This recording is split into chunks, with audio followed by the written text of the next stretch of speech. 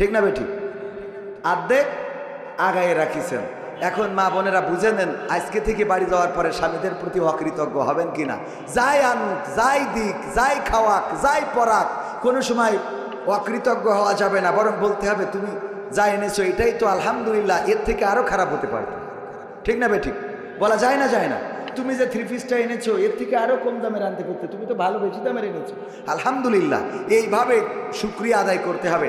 আর পুরুষদেরও কিছুটা ওদের প্রতি টেক কেয়ার করতে হবে। মাঝে মাঝে লিপস্টিক, ভুরু পেনের এই যে কী দেয়, ভুরু পেন নাকি, হ্যাঁ, আইলানা, মাইলানা, শাইলানা, ফাইলানা, এইগুলো সব একটু মাঝে মাঝে কিনে নিয়ে যেয়ে দিতে হবে।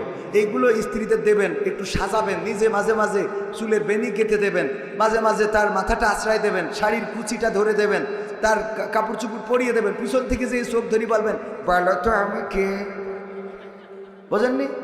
হ্যাঁ, এইগুলো মুরব্বীরা না করেন, না করেন, অন্তত যাদের ইয়াং, আমাদের সভাপতি এখনো বয়স আছে আলহামদুলিল্লাহ, এইগুলো করবেন। এইগুলো করলে দেখবেন যে সংসারের শান্তি বাড়ছে।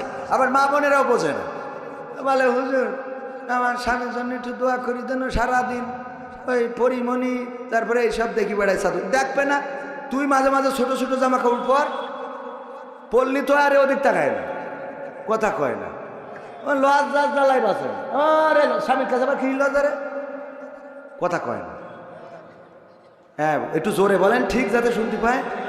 হ্যাঁ, মানে মাঝে মাঝে ওই পোশাকগুলো, তবে এই পোশাকগুলো আবার আপনাদের কিনে দেওয়া লাগবে, ওরা তো যে বাজার টানতে পারে না এইগুলো।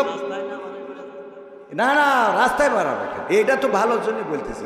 এইগুলো যখন গায়ে দেবেন, গায়ে দিয়াবেন, তখন দেখবেন ওরা যখন গায়ে দেবে আপনাদের ভাল লাগবে, আবার ওরাও সব কিছু মিলে আপনারা ওই সিরিয়াল ভাল লাগবে না, ওই পরিমাণই ভাল লাগবে না, ওই বুবলি তারপরে এইসব ওই রাশমিকা মান্দানা ফান্দানা এগুলো ভাল লাগবে না, কারণ ও তো বাড়ি রয়েছে, কথা কয় না, না জায়েজ কিছু। বিশ্বনবী সাহাবীদেরকে ডেকে বললেন, ওগো সাহাবীরা শুনে নাও, তোমরা যখন স্ত্রীদের সাথে মিলন করো, যখন তোমরা তাদের সাথে মিলিত হও, আল্লাহ রাব্বুল আলামিনের ফেরেশতারা তখন তোমাদের আমল নামায় সওয়াব লিখে দেন। বলেন সুবহানাল্লাহ। সাহাবীরা একটু লজ্জা পেয়ে গেল, লজ্জায় লজ্জায় বলতেছে আল্লাহর রাসূল এটা কেমন, একটু লজ্জা করতেছে। আল্লাহ রাসূল বললেন কিসের লজ্জা? আল্লাহর নবীর সাহাবীরা বললেন, ওগো নবী এমন একটা বিষয়েও আমরা সওয়াব পাবো, এটা কেমন কথা? আল্লাহর নবী বললেন, ওগো সাহাবীরা শুনে নাও, এমন কাজ যদি নিজের বৈধ স্ত্রীর বাইরে যদি অন্য কোনো জায়গায় করতে গুনাহ হইতো কিনা? সাহাবীরা বলল, অবশ্যই গুনাহ হইতো। শুধু গুনাহ নয়, এই অপরাধের কারণে আমাদের উপরে সঙ্গে সার ওয়াজিব হয়ে যেত। আল্লাহর নবী বললেন, তেমনি ভাবে যেই কাজ করলে গুনাহ হইতো অন্য জায়গায় করলে গুনাহ হইতো, সেই কাজ বৈধ জায়গায় করলে আল্লাহ রাব্বুল আলামিন আমল নামায় সওয়াব লিখে দেন। বলেন সুবহানাল্লাহ। সুতরাং এই সওয়াবের জন্য হলো স্ত্রীর হক আদায় করার দরকার আছে না নাই? আমার যুবক যারা বিয়ে হয় নাই, শীতকাল পার হতে দেয়া যাবে না? যাবে না। যখনই ঝোঁক লাগবে তখনই বিয়ে করতে হবে। গতকাল এই আলোচনায় বলেছিলাম, আমাদের দেশের স্বাধীনতার মহান স্থপতি আমরা যাকে বলি বঙ্গবন্ধু শেখ মুজিবুর রহমান। শেখ মুজিব আমার পিতা, বইটা লিখেছে শেখ হাসিনা, বইটা আমার বাড়িতে এখনো আছে, ইসলামিক ফাউন্ডেশন। এই বই আবার লাইব্রেরিতে দিয়েছিল, ইসলামিক ফাউন্ডেশন থেকে মসজিদের লাইব্রেরিতে দেওয়া হয়েছিল, মসজিদ থেকে এনে পড়লাম। পড়ার পরে দেখলাম সেখানে শেখ হাসিনা স্মৃতিচারণ করতে যেয়ে যেটা লিখেছে, স্বাধীনতার মহান স্থপতি বঙ্গবন্ধু শেখ মুজিবুর রহমান বিয়ে করেছিল 10 বছর বয়সে। কয় বছর বয়সে? তো আমাদের পিতা যদি 10 বছর বয়সে বিয়ে করে, আমরা ছেলেরা কেন 18 বছর পর্যন্ত অপেক্ষা করব? কথা কয় না? হ্যাঁ, যুবকরা বলছে ঠিক, হুজুর মনের কথা কইস। কথা কি মনে থাকবে? বিয়ে শাদী অবশ্যই যখনই প্রয়োজন, জীবনের প্রয়োজনে, যৌবনের প্রয়োজনে, ইমানের হেফাজতে, অন্যায় থেকে বেঁচে থাকার জন্য বিয়ে করবেন।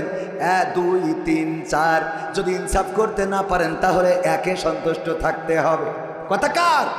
আমার কথা নাই। আল্লাহ বললেন 2 3 4। অথবা যদি তোমরা ইনসাফ করতে ব্যর্থ হও, যদি তোমাদের মনে ভয় থাকে যে তোমরা ইনসাফ করতে পারবা না, তবে একজনে সন্তুষ্ট থাকো। ওগো আমার ভাইয়েরা, এই দেশে বিধবার সংখ্যা বেড়ে গেছে, সুতরাং এখন থেকে একজন নয়, আন্দোলন হবে 2 3-এর বেশি ছাড়া কোনো কথা নয়। হ্যাঁ, ইনসাফ করতে হবে। 2টা বিয়ে করা এটা খারাপ কাজ না, 3টা বিয়ে করা এটা খারাপ কাজ না, 4টা বিয়ে করা, 5টা না 4টা বিয়ে করা এটা খারাপ কাজ। আবার মা বোনেরা আমি বুঝি না, আল্লাহ বিধান না দিলে আমাদের আপত্তি ছিল না, আল্লাহ যেহেতু বিধান দিয়েছে মানে নিতে তো অসুবিধা নাই। মা বোনেরা যদি বাড়ি আর একটা বউ আসে তো তাদের আরও উপকার না। আমার আশরাফ ভাই যশোরে থাকে, কোথায় থাকে জানেন কিনা আপনারা? যশোরে। আর বাগডাঙ্গায় যদি আর একটা বউ থাকে অসুবিধা কোন জায়গায়? উনি ওখানে দায়িত্ব পালন করলো, ইনি এখানে থাকলো, যখন বাড়ি আসলো উনারও আসা লাগলো না কষ্ট করে, ইনারও যাওয়া লাগলো না কষ্ট করে। এর মধ্যে একজনের উপকার হলো, কিছু বাচ্চা কাচ্চা দুনিয়ায় আসলো, তারাও ভালো কিছু ভালো বাবার পরিচয় পেলো, সংসারে মোটামুটি অভাব তো নেই, আছে তো। এটা কি খারাপ কিছু? এইটা মাইনতে অসুবিধা করে আমি তো এটা বুঝলাম। আমিও জ্বালায় আছি, আমার বললে যে তুমি যেদিন 2টা বিয়ে করবা ওই দিন হয় বাড়ি ছেড়ে দেবো না আত্মহত্যা করবো।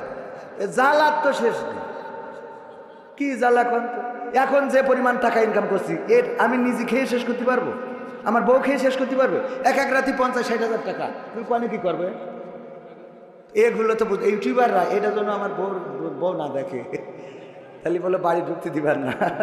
জ্বালা তো শেষ নেই, জ্বালা জ্বালা সব জায়গায় জ্বালা আছে না নাই?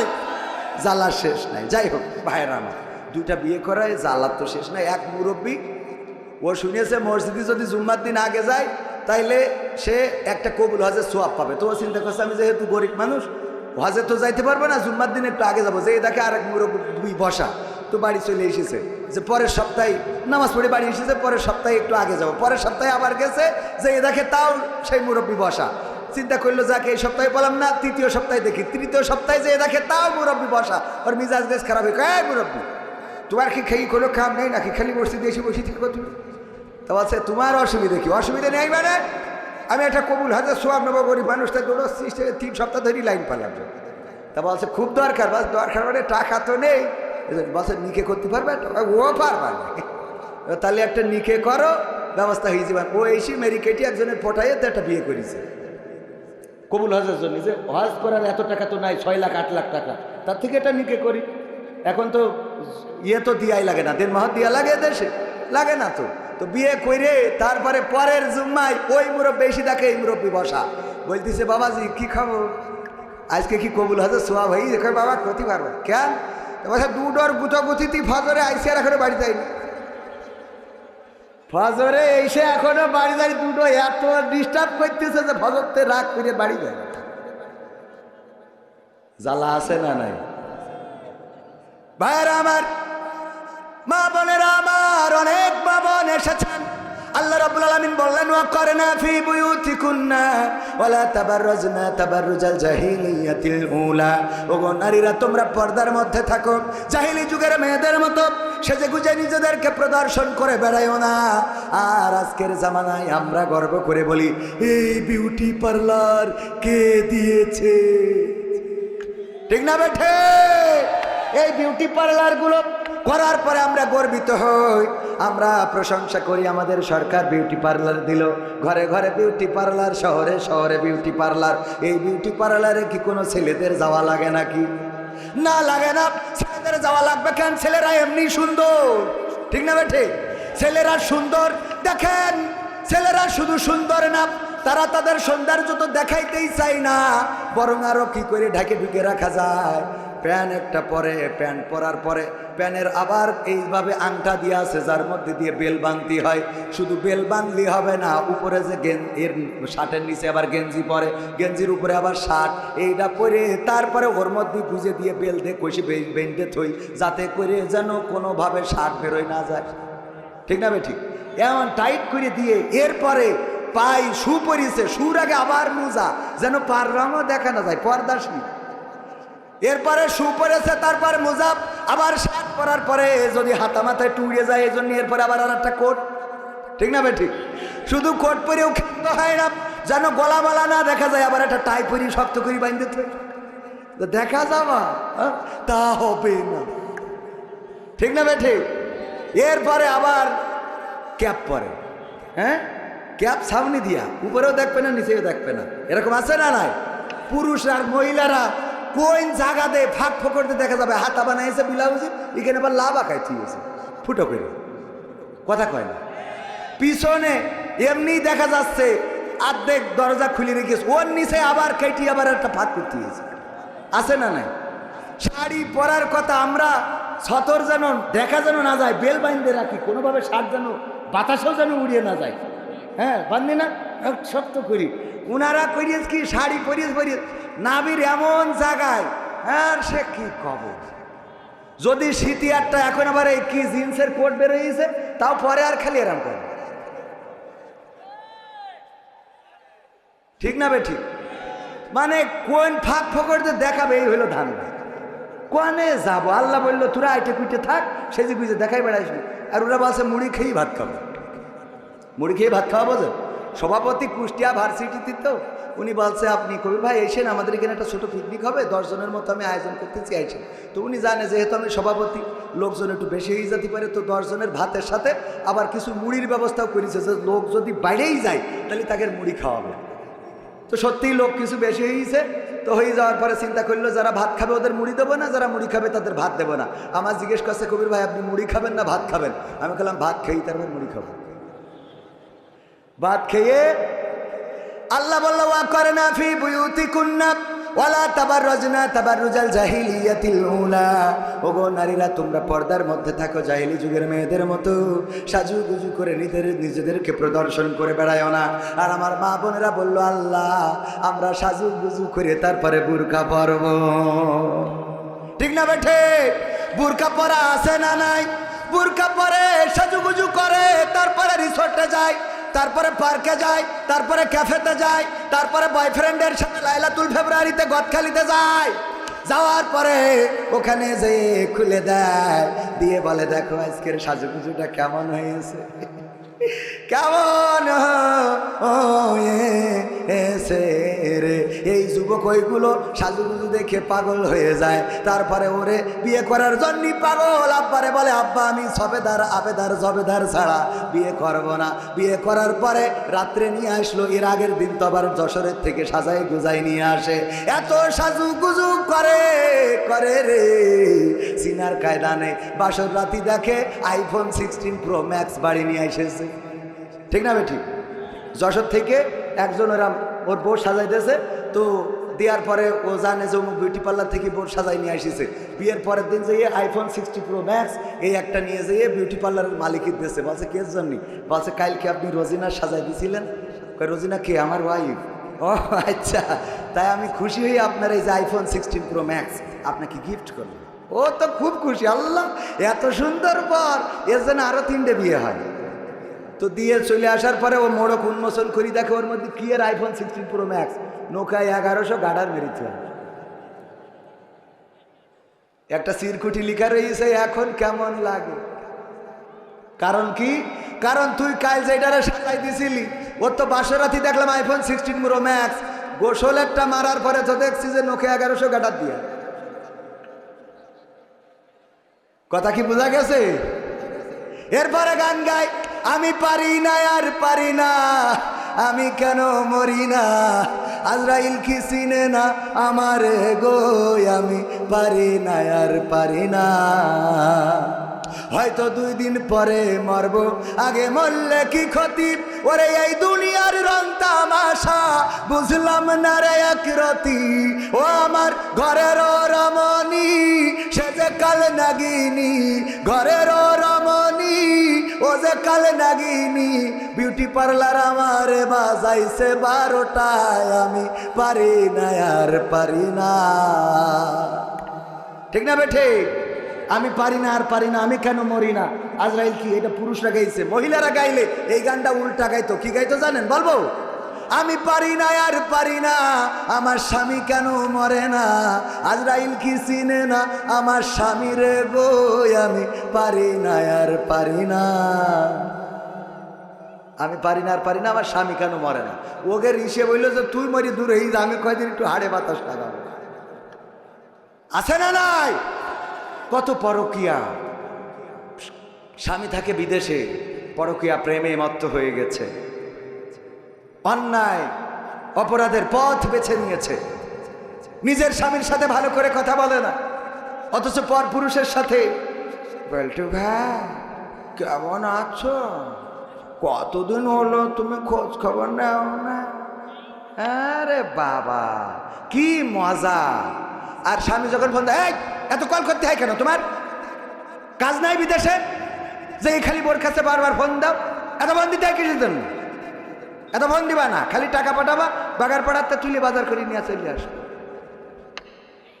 আবার যেই বলতো হ্যাঁ বলতো হ্যাঁ চুলের এই কুত্তা কাটিং কোথা থেকে দিয়েছে? হ্যাঁ আপনার গাঞ্জা খাওয়া দাঁতগুলো খুব ভালো লাগে, ওর গাঞ্জা খুব পছন্দ আছে না নাই?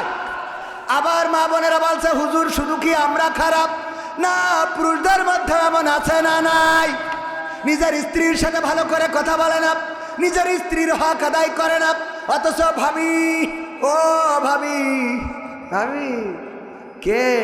হ্যাঁ আমি মাকসেদ। ও মাকসেদ ভাই আপনি তো খোঁজই নেন না। ভাবি আসছিলাম এক গ্লাস পানি। কি বলছেন পানি কেন? আমি শরবত করে এনে দিচ্ছি একটু খাবেন। শরবত বানাইছে, লেবু টিপে দেছে, তিতে হয়েছে, লবণ দেছে, তিতে আর এ মিলে শরবত তো দূরের কথা, ও তো কোনো বোধই হইল, বোঝেননি? ওই শরবত খায় আর বলে মাকসেদ ভাই কেমন হয়েছে? আরে ভাবি আপনার হাতে সব এ যে কি নাইস মনে আছে, হাউজে কাউসারের পানি খাচ্ছে। শয়তান কোথায়। আর বউ রান্না করে দেয়, ওর মধ্যে কোনোভাবে একটু লবণ যদি বেশি হয়ে যায়, এই তোর রান্তি পাইবি নাই, এই রান্তি পাইবি না, একটু যদি লবণ বেশি হয়ে যায় মিজাজ খারাপ হয়ে আছে না নাই? লবণ যদি একটু বেশি হয়ে যায় বলবেন স্ত্রী তুমি এত সুন্দর রান্না করো, আল্লাহ তোমার রান্না খাওয়ার পরে আমি মনে হয় যে হরিণের গোশত খাচ্ছি, তবে লবণটা একটুখানি কমাই দিলে যে আরো কি টেস্ট হইতো, আলহামদুলিল্লাহ। এই বলা যাবে না এভাবে? এইগুলো বলবেন, এইগুলো না বলে খালি শুধু ধমকের এই দেখো তোর যদি আমি তালাক না দিছি আমার নাম কবির বিন সামান। দেখেন তালাক দেওয়া খুব বাহাদুরি কাজ নাকি? এবার তালাক দিয়ে বলে হয়েছে বাচ্চা দুটো হয়ে গেছে বলে ফেলেছি, একটু খাতা পৃষ্ঠা খুলে দেখেন দিন লাস্টে 3 পাতায় কোনো লাইন আছে কিনা, মানে সব তো পড়া শেষ, লাস্টে 3 পাতায় একটা লাইন পাওয়া যায় কিনা। আমি একজনে বললাম যে আপনি কোন মাযহাবে? তো বলছে হানাফি মাযহাবের। আমি বললাম হানাফি মাযহাব হইলে তালাক দিয়েছেন শেষ। তো বলছে কোন মাযহাবে এটা নেওয়া যাবে? তো আমি বললাম শাফি মাযহাব। বলছে তাহলে আমি শাফি মাযহাব। শয়তান সহ্য না করি পারে, বলছে যে একবারে দিয়ে ফেলেছি এখন। আমি বললাম কোন মাযহাব? আমি বললাম মা বলছে শাফি মাযহাব, হানাফি মাযহাব। বললাম হানাফি মাযহাব যদি মানেন, হানাফি মাযহাবের ফতোয়া হলো যদি একবারে কেউ 3 তালাক দেয় ওইটা তালাক, ওর আর কোনো সমাধান নেই। তো বলছে তাহলে কোন মাযহাবে আছে? তা বললাম ইমাম মালিক, ইমাম শাফি বলেছে রাহিমাহুল্লাহ যে যদি কেউ একসাথে 3 তালাক দেয় তাহলে ওটা 1 তালাক হিসাবে গণ্য হবে, কারণ এটা রাসূল সাল্লাল্লাহু আলাইহি ওয়াসাল্লামের পলিসির মধ্যে পড়ে না। তাছাড়া উনি বোঝাতে চেয়েছেন যে যখন মানুষ রাগ করে তালাক দেয় তখন তার ব্রেন ঠিক থাকে না, সুতরাং তালাকের বিধানটা প্রতি মাসে একটা করে দেবে, এটাই বিধান, তাই 1 তালাক হিসেবে গণ্য হবে। তো আছে আমি আজকে তো তাহলে শাফি মাযহাব, তার মানে ওর বউ নিতেই হবে, ওর কোনো ফতোয়া মানতে রাজি। ওগো আমার ভাইয়ারা, ওগো আমার কলিজার টুকরারা, আমার পর্দার অন্তরালে মা বোনেরা, আমরা আইন মানব কার? আল্লাহ রাব্বুল আলামিন আমাদের যে আইন দিয়েছেন, প্রথমেই বলেছি আমরা মাথা নত করব আল্লাহর কাছে। আমরা যারা আল্লাহর কাছে মাথা নত করি, যারা বলেছি ইন্না সলাতি ওয়া নুসুকি ওয়া মাহইয়ায়া ওয়া মামাতি লিল্লাহি রাব্বিল আলামিন, নিশ্চয় আমাদের সালাত, আমাদের কুরবানি, আমাদের হায়াত, আমাদের মওত সব কিছু বিশ্ব প্রতিপালক আল্লাহর জন্য। আল্লাহর জন্য যদি আমরা আমাদেরকে সঁপে দিয়ে থাকি তাহলে বিপদে আপদে মুসিবতে ডাকবো কাকে? প্রশংসা করব কার? আমরা প্রশংসা আনন্দের সময় প্রশংসা করব আল্লাহর, আর বিপদের সময় আল্লাহর কাছে সাহায্য চাইব, আল্লাহ সাহায্য দাও, আল্লাহ তুমি সাহায্য করো, আল্লাহ তুমি রহম করো। আমার আল্লাহ এমন আল্লাহ, যারা আল্লাহকে ডাকে তারা কখনো প্রতারিত হয় না, যারা আল্লাহকে ডাকে তারা কখনো হেরে যায় না, যারা আল্লাহকে ডাকে তারা ধ্বংস হয় না, যারা আল্লাহকে ডাকে তাদের পরাজয় থাকে না, যারা আল্লাহকে ডাকে দুনিয়ার পরে আল্লাহ তাদের পাশে থাকে এবং পরকালেও আছে না নাই। আল্লাহর কাছে যারা নিজেদেরকে নিবেদিত করে দিয়েছে তাদের অবস্থা হলো এমন। আমার সভাপতি সাহেব কুষ্টিয়া ইসলামিক ইউনিভার্সিটির শ্রদ্ধাভাজন শিক্ষক জনাব ডক্টর মোহাম্মদ জালাল উদ্দিন সাহেব জালালউদ্দিন সাহেব গরু পালন করে, গরু পুষেছে। এই গরু মাঠের মধ্যে রেখে এসেছে, এসে মাহফিলে চলে এসেছে। বিকাল বেলায় যাইতে রাত হয়ে গেছে, গরু ফিরিয়ে আনবে খেয়াল নাই। গরু যখন মাঠের মধ্যে একটা বন থেকে বাঘ বের হয়ে গরুরে দৌড়ানি দিয়েছে, ধরার জন্য পিছু নিয়েছে। গরু দৌড়ায়, বাঘও দৌড়ায়। দৌড়াতে দৌড়াতে গরু বুঝে ফেললো যে বাঘের সাথে দৌড়াইয়ে পারা যাবে না, তাহলে কি করা যায়? যতই গরু, তার মধ্যেও চিন্তা আছে না নাই? তার মধ্যেও কিছু বুদ্ধি আছে। গরু পাশে দেখলো একটা নরম কাদাওয়ালা ক্ষেত, ক্ষেতের মধ্যে দিয়েছে লাফ, যে এই ক্ষেতের মধ্যে যদি লাফ দিই তাইলে আত্মরক্ষা হইতে পারে। গরু ক্ষেতের মধ্যে লাফ দেওয়ার পরে 4 হাত পা একসাথে ডেবে গেছে, কাদার মধ্যে পুঁতে গেছে। বাঘও লাফ দিয়েছে, গরুর থেকে বাঘের দৌড়ের গতি ছিল একটু বেশি। গরুরে রেখে 3 হাত সামনে যেয়ে পড়েছে। কয় হাত সামনে? তো গরু যদি ডেবি যায়, বাঘও ডেবি যাবে কিনা? বাঘও ডেবে গেছে। গরু কোনো টেনশন ছাড়াই ওই ডাবা অবস্থায় খালি জাবর কাটে। আর গরু টেনশন করতেছে কি করে বের হওয়া যায়, চেষ্টা করতেছে কি করে বের হবে। বাঘ বাঘ বের হওয়ার চেষ্টা করতেছে, আর গরু কি করেছে? জাবর কাটাচ্ছে। বাঘের মিজাজ গেছ খারাপ। হ্যাঁ গরু, এই তুই তো আসলে গরু। কে ভাই, কি হয়েছে ভাই? কি হয়েছে মানে? আমার সঙ্গীতের বই আছে, ক্যামেরা পার্সন যাচ্ছে, কারো লাগলে নিয়ে। সম্মানিত ভাইয়েরা, তো কথা ও আবার ওর আমি বলিনি, তাও যায়। এত দায়িত্বশীল আমি আলামিনের আমি খুঁজে পাই। আল্লাহ, হ্যাঁ, দাম 100 টাকা, আর ওই যে জীবন জিজ্ঞাসা যেটা, ওটা হলো 50 টাকা। তো ভাইয়েরা আমার, গরু মানে বই একটু বেচাও লাগবে কেন ভাই? তো আমার ওইভাবে টাকা দেয় না, এমনি আইসেতে করেছি ভাই, দুটো খাতি দেয় যত্ন করে, সুই ঝাল দিয়ে ওই আর কি। তো এই জন্য বইটই বেঁচে যা, আজকে টাকা না নিয়ে গেলে আবার বাড়িও জায়গা হয় না। মানে প্রতিদিন যে হিসেব দিতে হয় যে রাত্রি তুমি আমার কাছে থাকবা না, আবার টাকাও দিবা না, তবে কি নিয়ে থাকবো? জ্বালার শেষ আছে আমাদের। সব কথা বলি ফেললাম, আল্লাহ মাফ করে দাও, আমি সবাই মাফ করে দিও। আমি তো খোলা মনের মানুষ, সবাই ঠাস ঠাস করে বলে ফেলি। যাই হোক ভাইয়েরা আমার, গরু কোনো টেনশন ছাড়া জাবর কাটাচ্ছে, আর বাঘ টেনশন করতেছে যে কি করে বের হওয়া যায়। বাঘ এক ফাঁকে বলেই বেলাই করু, তুই তো আসলেই করু। কেন ভাই, কি হয়েছে? কি হয়েছে মানে? এই কাদার মধ্যে লাফ দিলি কেন? তোরে যদি আমি ধরতাম তাহলে তোরে খেয়ে আমি বেঁচে থাকতাম, তুই মারা যাতিস, কথা ঠিক। আবার তুই যদি পালাই যাতিস তাহলে তুইও বেঁচে যাতিস, আমিও বেঁচে যেতাম। কিন্তু এমন একটা কাজ করেছিস যে তুইও মরবি, আমিও মরবো, বাঁচার কোনো রাস্তা নেই। তা কয় তাতে কি? কয় তাতে কি মানে? এই গরু এর তাও কিছু হওয়ার দরকার নেই, কিন্তু এই বিপদের মধ্যে তুই জাবর কাটাস, তো টেনশন নেই কেন? তোর কোনো চিন্তা নেই কেন? বলছে আমার তো চিন্তা হওয়ার কথা না, কারণ কি আমি তোমারে বুঝাই। ও বাঘ শুনে নাও, তুমি বাঘ বনে থাকো, তোমার কোনো মালিক নাই, তোমার কোনো অভিভাবক নাই, তোমার কোনো গার্জিয়ান নাই। আমি গরু, আমার গার্ডিয়ান আছে, আমার মালিক আছে, আমার অভিভাবক আছে। আমার অভিভাবক ডক্টর জালালউদ্দিন সাহেব, উনি মাহফিলে আছে। রাত্রে যখন বাড়িতে ফিরবে, ফিরার পরে গোয়াল ঘরে লাইট মেরে যখন আমাকে পাবে না, তখন লোকজন নিয়ে খোঁজার জন্য মাঠে চলে আসবে। আমাকে খোঁজাখুঁজি করতে করতে এক সময় যখন এই ক্ষেতের মধ্যে পাবে, এই কাদার মধ্যে পাবে, আমারেও দেখবে, তোমারেও দেখবে। আমারে দেখার পরে বুঝে নেবে তোমার কারণে আমার এই হাল হয়েছে, এই কারণে আমার মালিক আমারে উদ্ধার করবে, আর তোমারে এখানে বাড়োয়ে কবর দিয়ে তারপরে যাবে। ও বাঘ বলো, এখন আমি জাবর কাটাবো নাকি তুমি কাটাবা? কথা কয় না। জাবর কাটাবে কে? গরু জাবর কাটাবে, কারণ গরুর মালিক আছে না নাই? ইসলামী আন্দোলনের নেতাকর্মী যারা আল্লাহর কাছে সমর্পণ করেছে, যারা তারা আল্লাহর কাছে নিবেদিত প্রাণ হয়ে যাওয়ার কারণে তারা যদি জেলখানায় যায় তাও হাত উঁচু করে হাসি, যদি রিমান্ডে দেয় তাও বের হওয়ার পরেও হাসি, যদি তাদের ফাঁসির কাজটা নিয়ে যায় তাও তারা জিজ্ঞাসা করে সন্তানের কাছে, ওগো আমার কলিজার টুকরা বলো, আমি লুঙ্গি পরে যাব নাকি পায়জামা পরে যাব? জিজ্ঞাসা করে কে আমার দাফন কাফনের জন্য পাবনায় যাবে? তোমাদের মাকে যেতে দিও না, এই পথ গেলে অসুস্থ হয়ে পড়বে। একজন মরণ পথের যাত্রী শহীদের ফাঁসির মঞ্চে উঠবে, সেই মানুষটা এত স্বাভাবিকভাবে কথা বলে কেমন করে? তার কারণ হলো তিনি বলেছেন ইন্না সালাতি ওয়া নুসুকি ওয়া মাহইয়ায়া ওয়া মামাতি লিল্লাহি রাব্বিল আলামিন। আল্লাহর কাছে সমর্পণ করে দিয়েছে, নিশ্চয় আমাদের নামাজ, আমাদের কুরবানি কিসের কুরবানি? আমাদের কুরবানি শুধুমাত্র গরু জবাই করা না, আমাদের কুরবানি শুধুমাত্র ছাগল জবাই করা না, আমাদের কুরবানি ওই একবার ঈদুল আজহার ঈদে 7টা শেয়ার নিয়ে একটা গরু জবাই করা নয়। আমাদের কুরবানি মাসে মাসে ইয়ানত দেয়া, এটা আমাদের কুরবানি। মিছিলে যাওয়া, এটা হায়াতের কুরবানি। আমরা সংগ্রামে মুখর থাকা, এটাও কুরবানি। জেলখানায় যাওয়া, রিমান্ডে যাওয়া, কোরআনের পক্ষে 13টা বছর কারারুদ্ধ থেকেছেন, এটাও কুরবানি নাকি কুরবানি না? এটাও কুরবানি।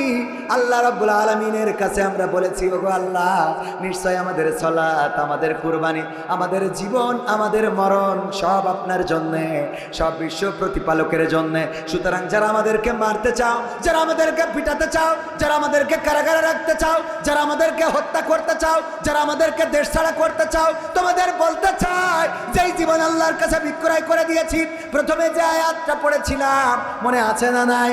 আল্লাহ বললেন, ইন্নাল্লাহা আশতারা মিনাল মুমিনিনা আনফুসাহুম ওয়া আমওয়ালাহুম বিআন্না লাহুমুল জান্নাহ। আমার আল্লাহ বললেন, ওগো আমার বান্দারা শুনে নাও, তোমরা যখন তোমাদের মাল, তোমাদের জান আমার রাস্তায় দিয়ে দিয়েছো, আমি তখনই তোমাদের কাছে আমার জান্নাতটা বিক্রয় করে দিয়েছি। বলেন সুবহানাল্লাহ।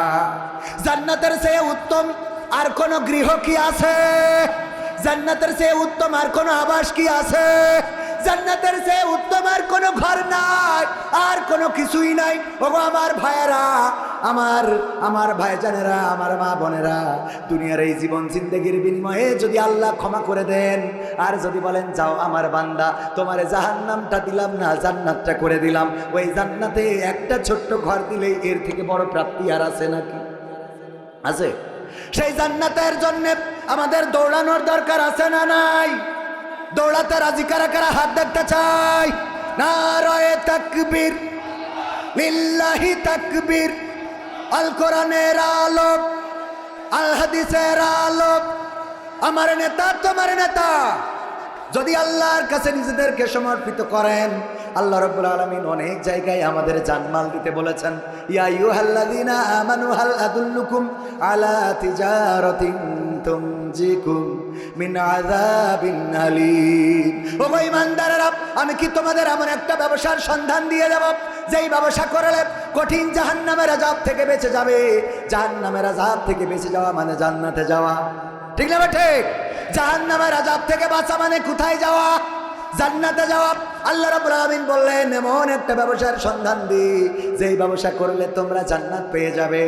সেই ব্যবসাটা হলো তুমিনুনা বিল্লাহি ওয়া রাসূলিহি ওয়া তুজাহিদুনা ফি সাবিলিল্লাহি বিআমওয়ালিকুম ওয়া আনফুসিকুম, যালিকুম খায়রুল লাকুম ইন কুনতুম তা'লামুন। আমার আল্লাহ বললেন, আর সেই ব্যবসাটা শোনো। সেই ব্যবসাটা কি? আমি আল্লাহর প্রতি ঈমান আনতে হবে। তাইলে তোমরা ফিরে যাও। কেন ফিরে যাও? ও ফেরেশতারা শুনে নাও, আমি যে আল্লাহর প্রতি ঈমান এনেছি, সেই আল্লাহ বোবা নন, সেই আল্লাহ বধির নন, সেই আল্লাহ পঙ্গু নন, সেই আল্লাহ অক্ষম নন, সেই আল্লাহ এমন আল্লাহ, তোমরা আমার অবস্থা যা জানো তার থেকে আমার আল্লাহ আরো বেশি ভালো জানে। সুবহানাল্লাহ। তোমাদের থেকে আমার আল্লাহ আরো ভালো জানেন। সুতরাং তিনি যদি চান তাহলে হেফাজত করবেন, আর তিনি যদি না চান তাহলে তার জন্য আগুনে পুড়তে আপত্তি নাই। আল্লাহ রাব্বুল আলামিন সুন্দর করে আগুনকে বলে দিলেন, ইয়া নারু কুনি বারদাও ওয়া সালামান আলা ইব্রাহিম। ওগো আগুন, তুমি আমার ইব্রাহিমের জন্য ঠান্ডা আরামদায়ক হয়ে যাও। আল্লাহ রাব্বুল আলামিনের হুকুম যখন আগুন পেয়ে গেল, আগুন ঠান্ডা আরামদায়ক হয়ে গেল, আগুনের মধ্যে ফুলবাগান সিংহাসন হয়ে গেল। আর নমরুদ রেখে বলল, এই ডিজিএফআই এখানে আসো, এই এনএসআই এখানে আসো, এই র্যাব এখানে আসো, এই র্যাব প্রধান, বিমান বাহিনী প্রধান, সেনাবাহিনী প্রধান, স্থল বাহিনী প্রধান, আকাশ বাহিনী প্রধান, হেলিকপ্টার প্রধান, সব আসো।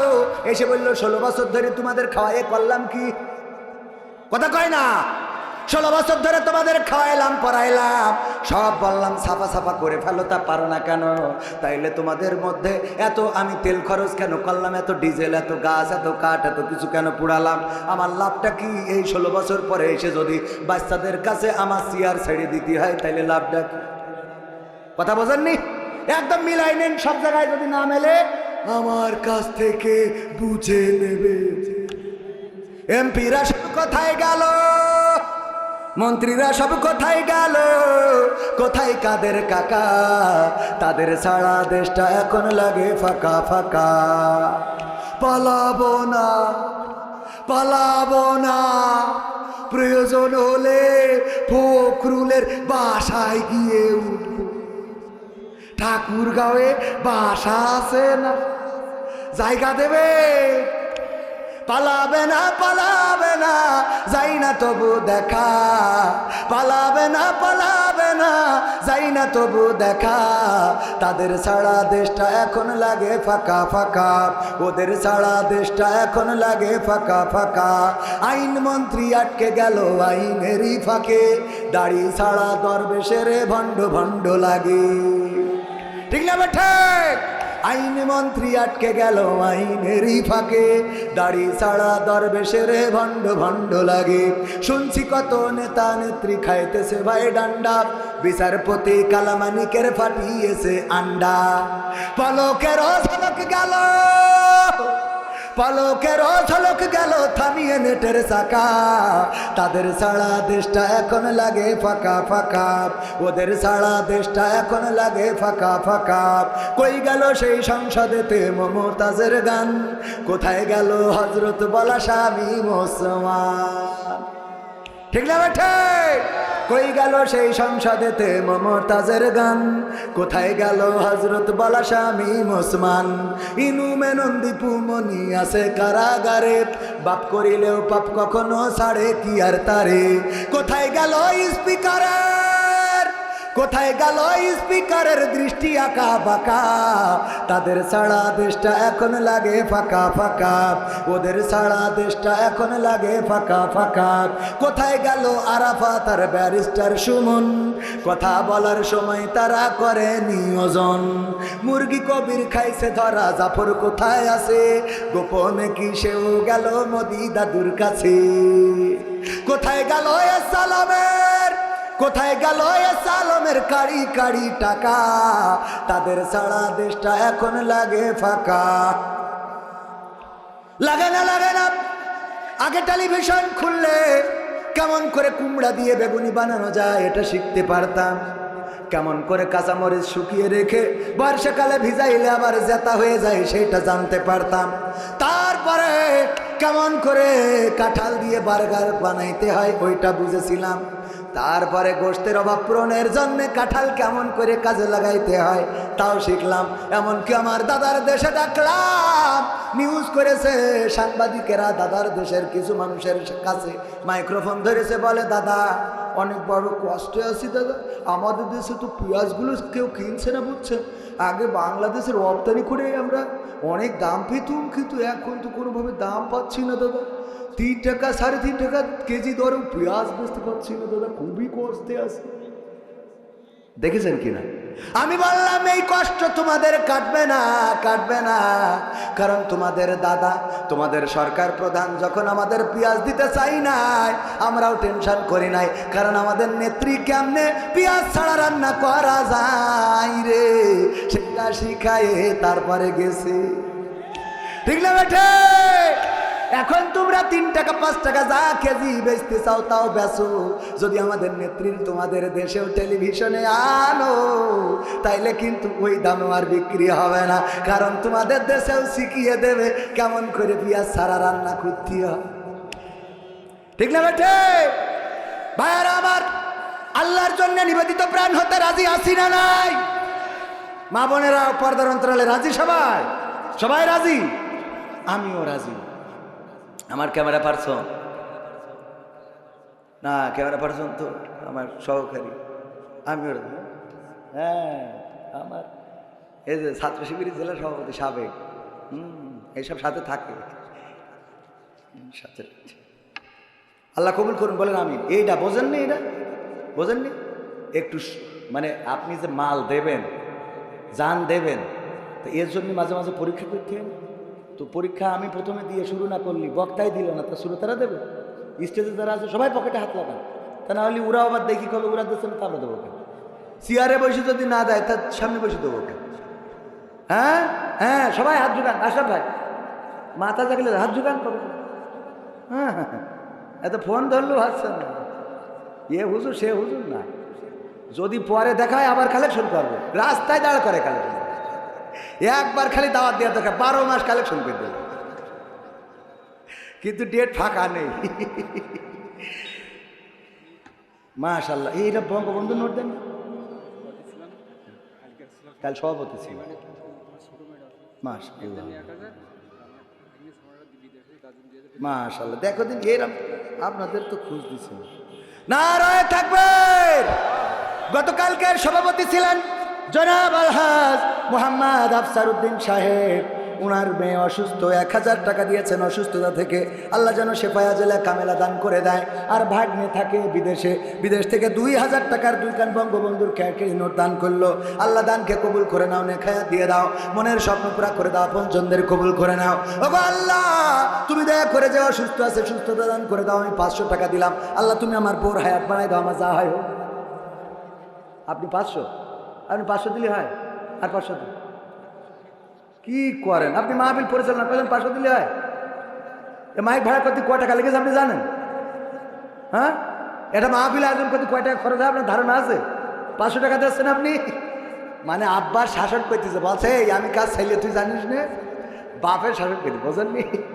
বাপের হুমকি দিচ্ছে, চাইলে বলছে আমি কাজ চাইলে তুই জানিস না। কার বিরুদ্ধে কথা বলছিস? তো আমি সেরাম হয়ে গেল না, বলছে তুমি বেশি জানো আমার থেকে। কত দিয়েছি? 500 দিয়েছি। হ্যাঁ, কত দিস দেখেন, 1000 গেছেন। আমি এদিকে ওয়াজ করতে দিই 500 গেছে। ঠিক আছে, নারায়ে তাকবীর। আমার জনাব আশরাফ ভাই, আশরাফুল আলম, আশরাফুল মাখলুকাত 1000 টাকা দিলেন। আল্লাহ দানকে কবুল করে নাও, নেখায়া দিয়ে দাও, মনের স্বপ্ন পুরা করে দাও। তারপরে হাত লাগান স্টেজ থেকে শুরু, সামনে যারা আছেন 500, 1000, 2000, 3000, 5000 যে যা পারেন তাড়াতাড়ি। আমার আর এক জায়গায় আবার বায়না নিয়ে শিখে যাইতে হবে বাইরে। আমি একটু নিজের এলাকা সরল মনে কথা বললে অসুবিধা আছে। অন্য জায়গায় যে স্টাইল করি কথা বলবো, যে সবাই বসেন ঠেক কেনে বলেন, কিন্তু এখানে তো এটা দরকার নেই। এত নিজের এলাকা এত ভাব মেরি লাভ আছে কোন? এত ভাবের কি আছে? আমি জিগর কাছের মানুষ, যশোগত্র আছে। হ্যাঁ, এই নে তো, এই জন্য ভাবের করে দরকার, খালি টাকা দেন। আমার মা বোনেরা পর্দার অন্তরালে যারা, ওখানে কি রান্না যাওয়া লাগবে না? অন্য মানুষ গেছে গেছে না? হ্যাঁ, তাহলে ঠিক আছে। ব্যাগ দিয়ে আছে, ব্যাগের মধ্যে দেন, যে যা পারেন তাড়াতাড়ি সামনে ভিতরে। সব এসে পারবে না তো, সব আসলে তো আমি কিন্তু অর্ডার দিই। আবার অর্ডার একই সেনাবাহিনী নাকি যে তৈরি থাকতে বলবে, পরে অর্ডার দেবে? সেনাবাহিনী কি বলে যে প্রস্তুত থাকো, আমরাও আসি, কথা কয় না। যাদের কাছে ব্যাগ আছে তারা ভিতরে যান, তবে ওই মানে মাহফিলের লোক, আবার ওই লোকের কাছে থাকলে ব্যাগ নিয়ে ঢুকেন। মাহফিল লাল ব্যাগ, এই তাড়াতাড়ি ওঠেন ওঠেন শিগগিরি ভাই, পকেটে হাত লাগান, একজনে মারুম হওয়া যাবে না। যার পকেটে যা আছে সব প্যাকেটে দেন, বিড়ি, সিগারেট, গ্যাস লাইট সব নেব আমরা, বেশি নেবো পরে। দেন যা আছে, যা আছে পকেটে দিয়ে দেন, প্যাকেটে। মহিলা প্যান্ডেলে কি করিস? ও ওখানেও ব্যাগ আছে, তা আছে তো। মহিলা প্যান্ডেলে ব্যাগ আছে, আপনারা ব্যাগে মা বোনেরা যা ওই কুচার মধ্যে করে নিয়ে আসেন, আসলে বাইন দে, ও টাকা তোমার হাসপাতালে নিয়ে সোজা করতে হবে, তাও দেন। এত জোরে গিরে দেয় যে ও টাকা টাকা থাকে না, ও খালি কয় আব্বা গো মা গো, খরচ করতে পারলে বেঁচে যায়, মানে ও জন্য তাড়াতাড়ি খরচ করে, জোরে গিরে, তাও দেন গিরে খুলি। আল্লাহ কবুল করুন, বলেন আমিন। কেউ মাহরুম হবেন না। দাঁড়ানো ভাইয়েরা, আমার যুবকেরা, আজকালকের ছেলেরা বই নিয়ে আর বসে না, ও বাবা গুগলে সার্চ করিয়া পড়ি। ওরে কালের মেয়েরা কোরআন হাদিস ধরে না, এখনকার মা বোনেরা এই কোরআন পড়ে না, ও আল্লাহ টিকটকে ভিডিও ওরা করে, ঠিক না? ঠিক। এমন মেয়ে বাগার পড়াই নাই। আমাদের একজন ভাই 100 টাকা আল্লাহ দিয়ে গেল দানকারীর ও পিতা মাতার সুখের কবরে, নূরের টুপি পরায় আল্লাহ তুলিও রোজ হাসরে। যেই নিয়তে দান করেছে আল্লাহ নিয়ত পুরা করে দাও, নূরের মনের নেক মাকসাদ পুরা করে দাও। তারপরে যে যা আছেন তাড়াতাড়ি দেন। 500, 1000, 2000, 3000 দেওয়ার মতো কেউ কি আছেন? এই মাহফিল শুধু মাহফিল না, যুবকেরা আয়োজন করে, সমাজ সেবামূলক কাজ করে। সমাজ সেবামূলক কাজের জন্য সহযোগিতার দরকার। এক বছরের মাহফিল নিয়ে ইফতার বিতরণ করে, শীত বস্ত্র বিতরণ করে, বিপদে পড়লে তাদের পাশে যায়, অসুস্থ মানুষের সেবা করে। এই কাজগুলো চালিয়ে নেয় আমাদের জনাব আশরাফুল আলম সাহেব। হ্যাঁ, মুজিমার মার্কা নোট কিডা? আমাদের এক যুবক বঙ্গবন্ধুকে এত ভালোবাসে, মুজিবার মার্কা নোট দিল। আল্লাহ কবুল করে নাও, অনেক হায়াত দাও, মনের স্বপ্ন পুরা করে দাও। তারপরে আর কিডা? বসিরনগরের মসজিনা। হ্যাঁ,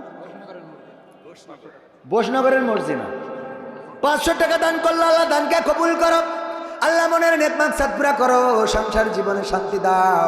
আল্লাহ পরিবার পরিজনের আপনজন যারা কবরে ক্ষমা করে দাও, যারা বেঁচে আছে আল্লাহ নেক হায়াত দিয়ে দাও। আর কেউ আছেন 500 1000 দেওয়ার মতো, অথবা বাকিতে 1000 2000 3000 লিখিয়ে দেওয়ার মতো, এই ভালো কাজের সাথে সম্পৃক্ত থাকার দরকার আছে না নাই?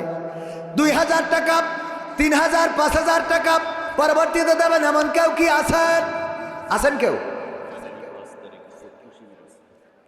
আগামী 5 তারিখে চক্ষু শিবির রয়েছে। চোখের রোগ যাদের আছে তাদের চোখ দেখানো হবে। আপনারা এখানে আসবেন, সহযোগিতায় আপনাদের সহযোগিতা করা হবে। ইসলামী সমাজ কল্যাণ সমিতি বাগারপাড়া যশোর তারা আয়োজন করছে। তাদের পাশে দাঁড়ানোর দরকার আছে না নাই? তাড়াতাড়ি তাড়াতাড়ি 500 1000 2000 বড় নোট দেওয়ার মতো কেউ নেই? 2000 3000 5000, হ্যাঁ, বাকিতে পরে দিয়ে দেবেন। 2000 টাকা দেওয়ার মতো ভিতর থেকে কোনো মানুষ হাত উঁচু করে, আমি মুসাফির মানুষ, দোয়া করে দেবো। আমার দোয়া কবুল না হোক, সভাপতি আছে, ডক্টর মানুষ, আশরাফ ভাই আছে, অধ্যাপক মানুষ, আর প্রধান বক্তা ডক্টর আমাদের শাহেদ জামালউদ্দিন আছে, সাবেক সভাপতি, সব ভালো মানুষ। খালি আমি এখানে খারাপ একমাত্র। ওদের দোয়াই তো আল্লাহ কবুল করতে পারে, বলেন আলহামদুলিল্লাহ। আমি তো উনাদের দোয়া নিয়ে সামনে দিকে আগে যাচ্ছি, বলেন। দোয়া কবুল করার মালিককে আমার ভাইজান দোয়া করেন আমার জন্যে, কষ্ট করেন, আমাকে ভালোবাসেন। এমন অনেক ভালোবাসার মানুষ আছে যাদের দোয়ার বরকতে আল্লাহ কিছু বলার। আজকে বিশেষ বক্তা আর এক জায়গায় পায় না নিয়ে বলে বেশি কথা বলতে পারলাম না। আগামীতে যদি আবুল হায়াতে বেশি থাকি আবার এসে বলবো, শুনবে না? ভাইয়ের মাহফিল মানে প্রতি বছর আসাই লাগবে, কোনো উপায় নেই। টাকাও দেবে না, কিছু না, আসতেই হবে। একটা দিন মায়ের খাওয়া আর এক জায়গায় পায় না নিয়ে কোনো রকম খবর করে তাড়াতাড়ি একটু দেন 2000 দেওয়ার মতো। আচ্ছা 1000 করে অন্তত 5টা মানুষ বলেন দিন, 1000 করে টাকা দেবেন এই যুব সমাজে, এই সমাজ কল্যাণ সমিতির 1000 করে 5 জন মানুষ বাগারপাড়ায় নেই। এই যে দেখেন নগদ দিতে ভাইজান নাম কিছু দুরুদ আলী, ও নূর আলী, নারায়ে তাকবীর। আমার নূর আলী ভাই বিদেশ যাবে। আবার বিদেশ যাবেন কেন? দেশে তো মেরিকেটি খাতি পারতেন। আল্লাহ কবুল করো, নূর আলী ভাই বিদেশ যাবে। আল্লাহ তুমি মুসিবত মুক্ত রেখে নিয়ে যেও, আয় রুজিতে বারাকা দান করে দিও, পরিবারকে হেফাজত করো, যাতায়াতের পথটা সহজ করে দাও, বলেন আমি। পাইকগাছার নূর আলী, পাইকগাছায় আমার দাওয়াত আসতো মাহফিল। নূর ইসলাম পাইকগাছার, আর আগে দেশের নূর কি জানো, আগে দেশের নূর আলী, নূর আলী আর এটা নূর ইসলাম, নূরের সাথে মিল আছে, নুরি নুরি মিল আছে। আল্লাহ দানকে কবুল করে নাও, মনের নেক মাকসাদ পুরা করে দাও। 5 জন চাইলাম, 2 জন নগদ দিল, আর 3 জন অন্তত নগদ না দেন, বাকিতে দেন 5 জন 1000 করে। দেখি একটু হাত উঁচু করা যাবে না? মাত্র 3 জন। আমি জানি বাগারপাড়ারা মাহরুম করবেন, এটা আমি মনে করি। কি ডাব? জহুরন রাধানগর বাড়ি, অসুস্থ মানুষ।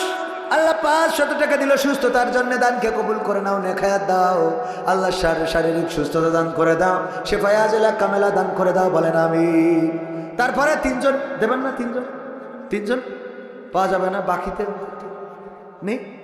আমি তো যে জায়গায় হাত বাড়াই আল্লাহ একটা বরকত ঢেলে দেয়, মানে আমার তো। হ্যাঁ, প্রবাসীদেরও গান ওই শাহেদ জামালউদ্দিন শোনাবেন ভাইজান। তা ওই ইয়ে করেন, আমি টাকা তুলি, ওটা গান আর একজন শুনবেন। তা 3000 টাকা শুনে বাবা রে, অন্তত 3000 টাকা একটু দেন দেখি। গান তো গাইছি বাবা, 3000 টাকা দেওয়ার মতো আল্লাহর ওলি নেই। 1000 করে 3 জন। আমি বিশ্বাস করি যে আপনারা দেবেন, আমি মারুম হয়ে যাব। আরেক জায়গায় যাই আমার ক্ষতি হবেন, চাইছি তা দিন। এটা তো ঠিক। 3000 টাকা 3 জন মানুষ, মাত্র 1000 করে। খাতায় একজনেরও নাম লিখতে পারি না, অন্তত খাতায় একটা নাম লিখে তো কলম নিয়ে বসে দিয়েছি, এটা ফেরত দেবো আমরা। 1000 টাকা হবে না?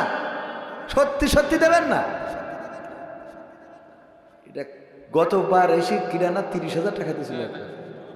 তো ওর থেকে এর থেকে তো আওয়ামী লীগ ভালো ছিল। আওয়ামী লীগের নেতা 30,000 টাকা দিয়েছে গতবার ডাইরেক্ট। আর এখানে এত নেতা বিএনপি আর জামাতে 3,000 টাকা দিয়েছে। তোগের ক্ষমতায় যাইতে হবে কেন? হ্যাঁ,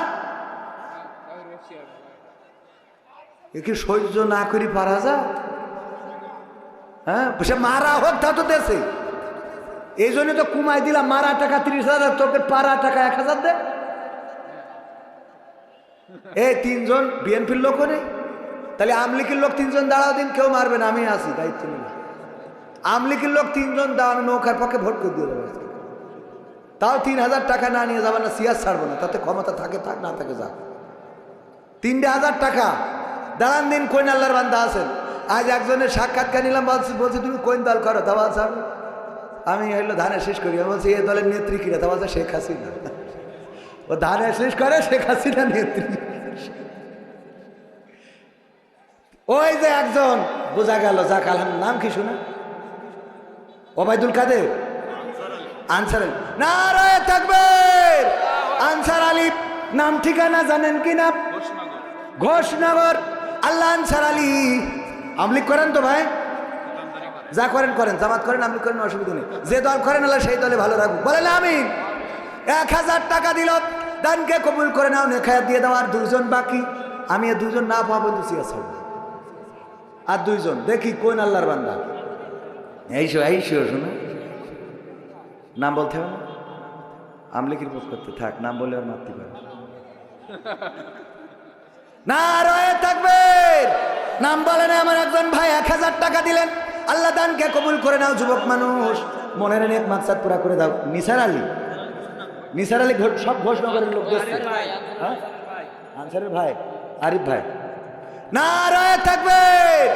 আমার আনসার ভাই, আরিফ ভাইয়ের ভাই, আনসার ভাই 1,000 টাকা, তাহলে 2 জন হলো। আল্লাহ দানকে কবুল করে নে, খায়াত দাও। রাধানগরের একজন মা 500 টাকা দিয়েছে, কবুল করে নাও, ছেলের জন্য দোয়া চেয়েছে। আর একজন বাকি, 3 জন নগদ দিয়া, তো আমি খাতায় 3 জন চাইছি, আর 2 জন বাকি, না আর একজন বাকি, আর একজন তাড়াতাড়ি করে। সেতুর মা, সেতুর জন্য দোয়া করতে হবে। ও আল্লাহ, সেতুর মা 500 টাকা দিল, সেতুর জন্য দোয়া চাইলো, আল্লাহ দানকে কবুল করো, সেতুর সুস্থতা দান করো। আর একজন, আমি জানি আমি মারুম হবো না, জীবনে চাইছি মারুম। ঘোষনগরের আনসারের ভাই বিল্লাল ভাই। এ বিল্লাল ভাই,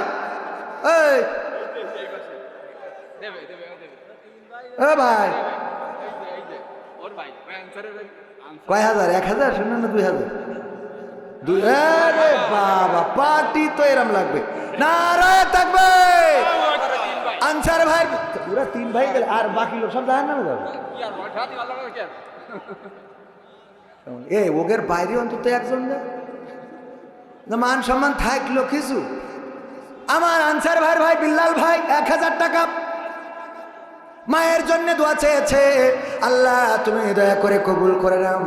মা বেঁচে আছে নাকি ইন্তেকাল করেছেন? ইন্তেকাল করেছে। আল্লাহ কবরটারে জান্নাতের বাগান বানাও। ও আল্লাহ জান্নাতের সিঁড়িতে সাক্ষাৎ করাই দিও, বলেন আমি। তাইলে বাইরের লোক একজন দেন, বাইরের লোক বাগডাঙ্গা। হ্যাঁ, ভাইজানের নাম কি? মাওলানা এরশাদ আলী।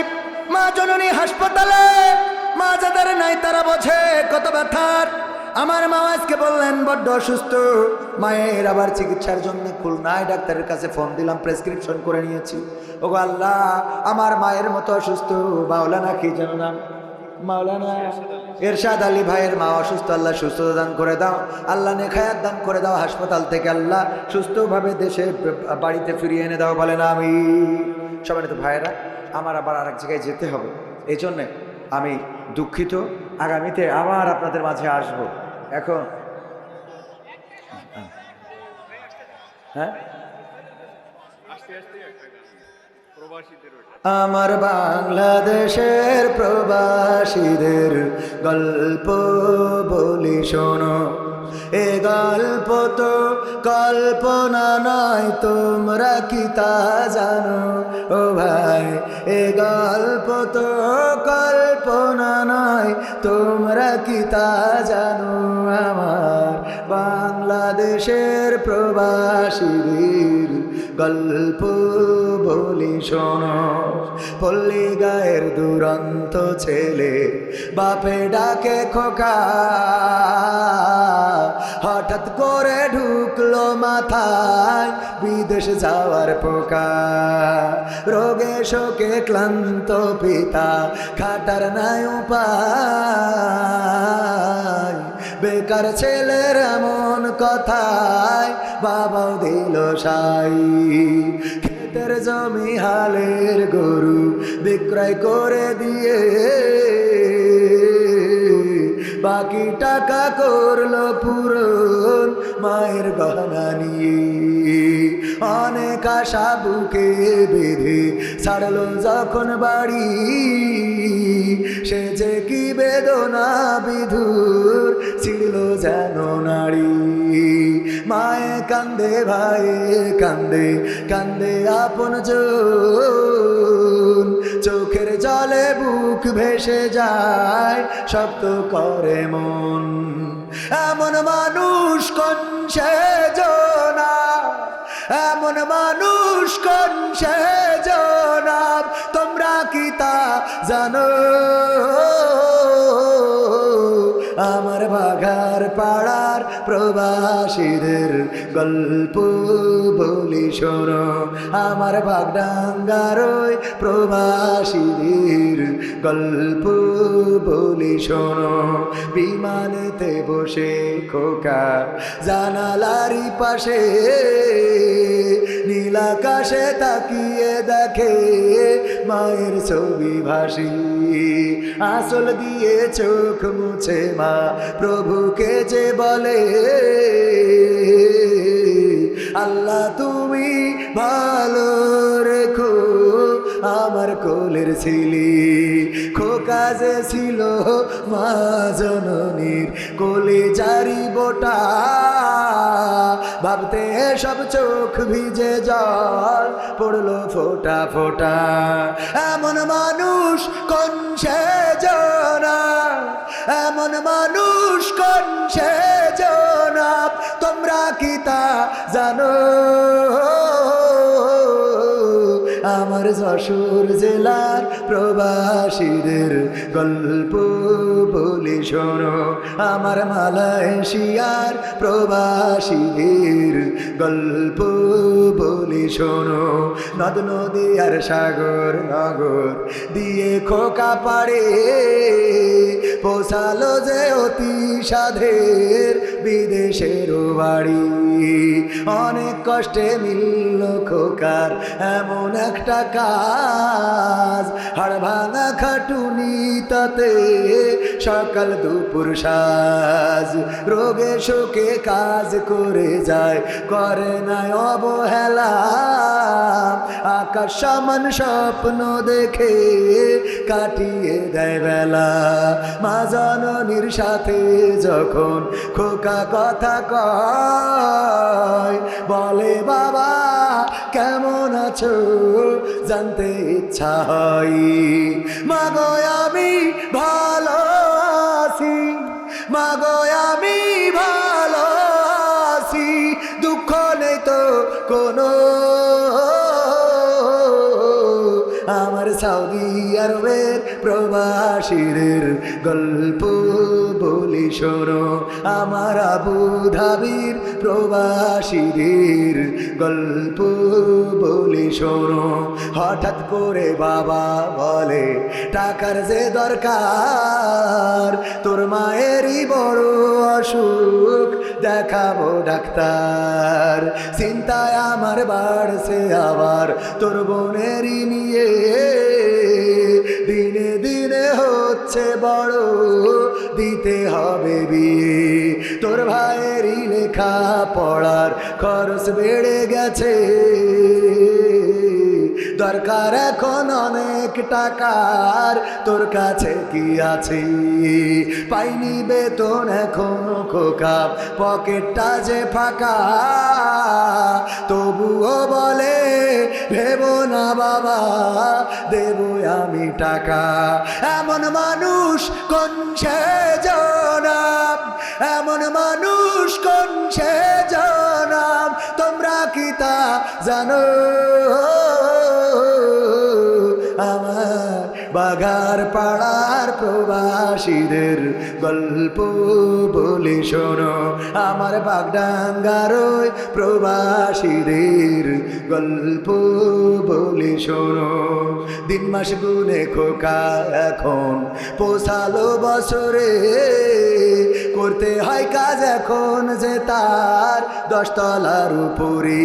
হঠাৎ করে কি হতে কি যেন হয়ে গেল, 10 তলারই উপর থেকে খোকা পড়ে গেল। আকাশ সমান স্বপ্নগুলো আকাশে গেল উড়ে, দেহ থেকে প্রাণ পাখিটা গেল যে ভাই ছিড়ি।